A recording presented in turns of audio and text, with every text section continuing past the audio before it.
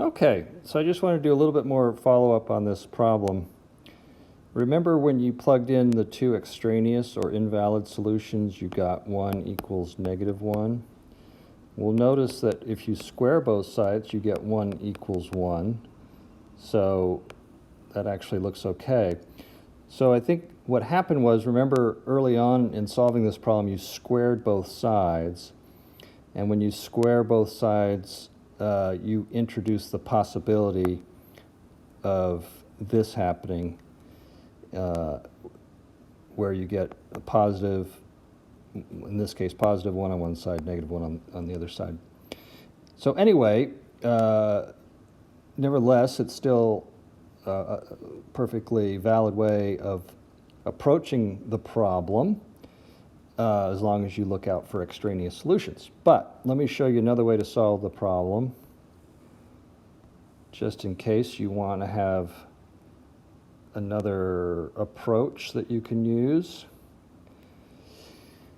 So let's go back. Here's the original problem. You do the easy simplification first. You wind up with this.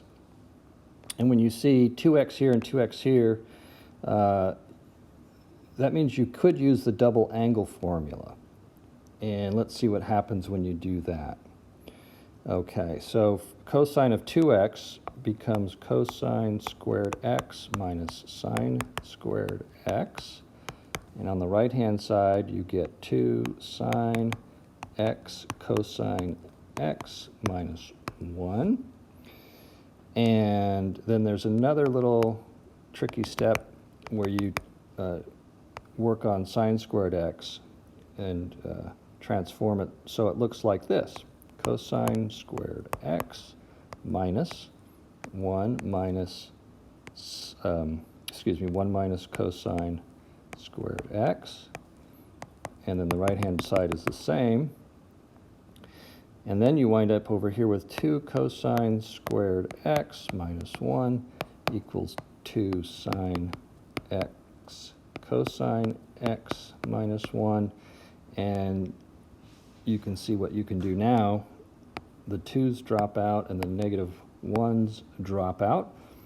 And you wind up with cosine squared x minus sine x cosine x equals 0. You can factor out a cosine x. And this is 1.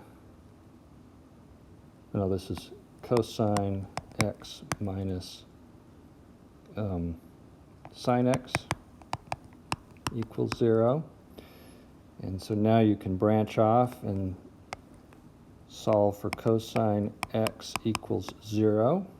And you'll find that x equals pi over 2 or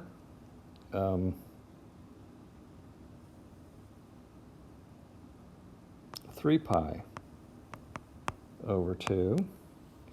And then if you work on this factor, you'll see that cosine x equals sine x, or divide both sides by cosine, you see 1 equals sine x over cosine x equals tangent x. And when does the tangent of x equals 1? Well, when x equals pi over 4 and 5 pi over 4. And if you refer back to the other way of doing the problem, your approach, you do get the correct 4 answers this way, but you avoid those extraneous or invalid answers.